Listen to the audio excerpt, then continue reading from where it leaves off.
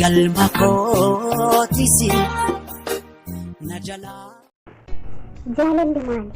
Suusii jireenyatti kan safara hin qabne, madda jireenyatti dhahan kan hin dhukkubne, kuusaa dhandhamaati kan mi'aan keessa jiru, namni ittiin qabameef illee hin baraaru. Jaalalli gabaadhaa kan waliin agadan, wanta fedha ofii achii argatan. Jaalalli beeladha kan nyaata barbaadu. Jaalalli dhugaadhaa soba hin barbaadu. Jaalalli summiidha kan ittiin wal fixan. Jaalalli hojiidha kan ittiin jiraatan. Jaalalli jibtoodha kan nama hoosisu. Yoo namatti cimes kan nama boochisu. Jaalalli hannaadha kan wal jalaa fuudhan. Jaalalli tokkorraa yommuu itti qabaman. Jaalalli harmeedha harma kan hoosisu.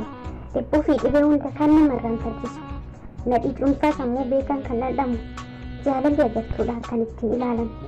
Jaalalli guddisaa kan jala boqotan. Jaalalli gaaddisaa kan jala boqotan. Jaalalli qabsoodha kan ittiin falmatan. Jaalalli nyaatadha beelofnaan kan nyaatan. Jaalalli bishaanii dhuguun boqochiisan. Jaalalli dubbiidha aarsaa kan ta'aniif. Jaalalli hin dhukkubaa kan daawaa kennaniif. Jaalalli faayaadha bareedina namaa. Jaalalli iddoon qabu eessumatti argama. Jaalalli jaalalaa kan ibidda dhaamsu. Dubbii cimee dhugees kan ittiin deebisu. Beekadhaaf wallaalaa qota bulaadhaaf daldalaa gowwaadhaaf ogeessa rakkataaf dureessa dhiphoodhaaf balleessaa kan walitti fidu. Qubee kan ijaaru hundee tokkummaati kan akka isaan jiru. Kan jaalala hin beekneef hin gaddu tasuma. Jaalalli itti fufa tasan qabu dhumaa. Bareedduu kunaan jettee naaf laattus maqaa dhibba. Keessi keenatti hin mul'isu. Jaalala yookiin jibba. Tarii keessi garaa kee summii bufaa naaf kuusa. Cabbii toora galchuun kee bu'aa maalii siif buusa? Otuu danda'ama ta'ee keessa namaa hubatanii waa'ee jaalalaa kana namatti hin dubbatanii afaantu sobee kuule dachee walitti harkisa. Mee jaalalli dhugaan jira hubachuun nama rakkisa. Dhiisi jennaan diddee anaan na dhaga'u namni hundi garuu akka koos hin ta'u. Beenu erga feetee barbaadi kan biraa rabbi kan naa uume anaafis ni jira. Haati kee dubartiidha obbolaan kees durba. Onnee sii fuuteen badinni dafii deebisi gurbaa. Akkuma biddeenatti kukkuttee waadaa nyaatte jaalala isheen miitee eessa gahuudhaaf kaatte.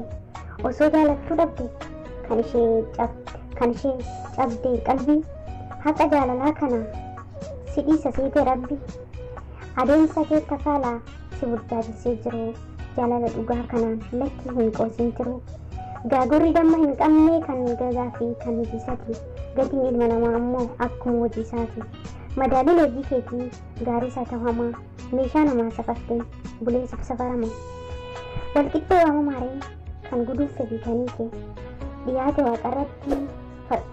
lafarratti fagaate waaqarratti ni fudhata gatii kee. Waan hin kaa'in fuudhuudhaaf hin gate yaatiru. Hinqirdaada facaaftee garbuu haamuu jiru.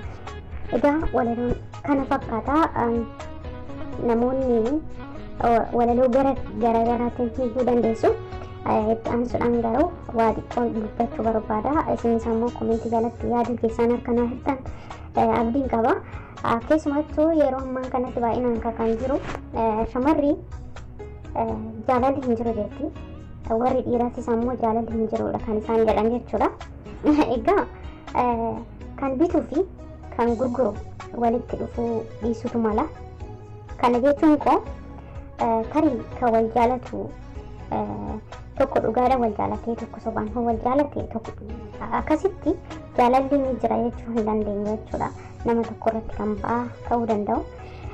Inni biraan osoo gadi fageenyaan keessa buunee ilaalle ammoo miidhamaa eenyu kan miidhus eenyu osoo jennee ilaalle baay'inaan kan miidhamu shamara kan miidhus ammoo dhiira. Dhiirris guutumaan guutuutti hin miidhaman jechuu komti.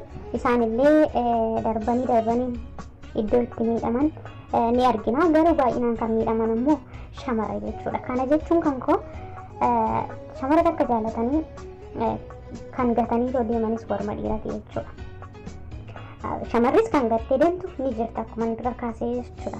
Haa ta'utii kana yommuu jedhu fakkeenyaaf dhiirri tokko sin jaaladha jedhee waggoota 5 waggoota 6 isaa oluu kan wal faana turan ni jirani. Garuu yeroodhaan booda gateetti kan deemu jechuudha. Isinis galee gateetti kan deemu. Ani ammoo akka nama tokkotti wanti yaadu tokko ni jira. Maalinni yoo jettani duruma dursa nama jiruudhaaf hin taane tokko yeroo irratti gubuun maaliif barbaachise?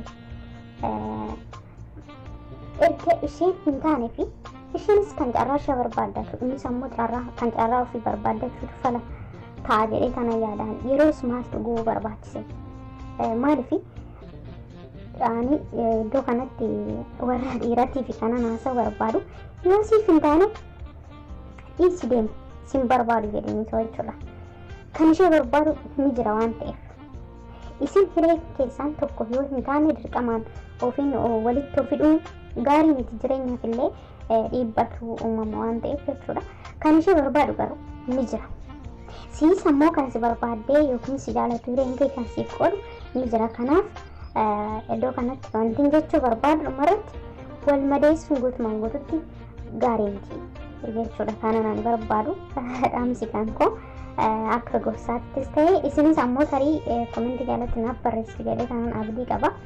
Kanaaf jaalalli hin jiru gama lamaaniinuu jechuu osoo hin taane bittuunii fi gurgurtuun dirqama walitti dhufuudha qabdi. Kan jaalatuuf kan jaalattu yeroo walitti dhufeedha kan jaalalli uumamuu danda'u jechuudha. Kanaaf hireen ammoo uumaa ofiitti namaaf kenna. Sila kanaafuu walirratti qoosuun wal madeessuun ani gaariidha jedhee hin yaadu gonkumaa jechuudha. Kanaaf yoo jaalalli gidduu keessan lamaan hin jirre mari'attanii gargar bahuutu murteessaadha. Garuu yeroo walirratti guddanii wal madeessuun guutumaan guututti gaarii miti jedhee sanan fudhadha. Isinis komentii jalatti yaada keessan naaf heeraan isin jedha. Viidiyoon kiyya kan har'a kana fakkaata. Namoonni yeroo jalqabaatiif karaa chaanaalii kootii dhuftan baga nagaan dhuftan anaa dhufu isiniin jedheera. Subscribe gochuudhaan maatii kan koo ta'an isiniin jedha. Viidiyoo kan biraatiin hanga walitti deebinutti